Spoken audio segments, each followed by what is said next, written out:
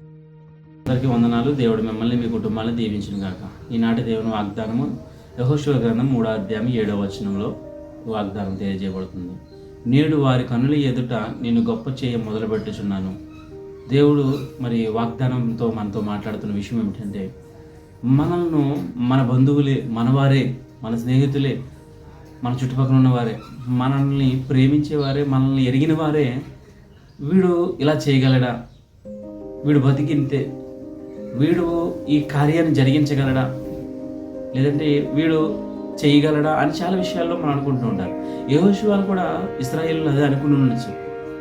వీడు మమ్మల్ని నడిపించగలడా, యెహోషువ మమ్మల్ని నడిపించగలడా, మోషేలా మమ్మల్ని నడిపించగలడా, మమ్మల్ని గమ్యస్థానం చేర్చగలడా అని అనుకోవచ్చు. అందుకే దేవుడు అన్నాడు, వారి ఎదుట నిన్ను గొప్ప చేయ మొదలు పెడుతున్నాను అన్నాడు. ఈరోజు నువ్వు కూడా దేవుని వాగ్దానం ప్రకారం నువ్వు నమ్మవలసింది ఏంటంటే, నిన్ను కూడా నీ ప్రజల ఎదుట నిన్ను గొప్పగా చేయడానికి దేవుడు ప్రారంభిస్తున్నాడు.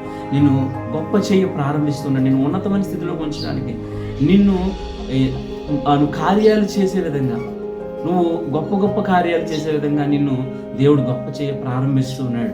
కాబట్టి నువ్వు నమ్మవలసిన విషయం ఏంటంటే, దేవుడు నిన్ను హెచ్చించనై ఉన్నాడు.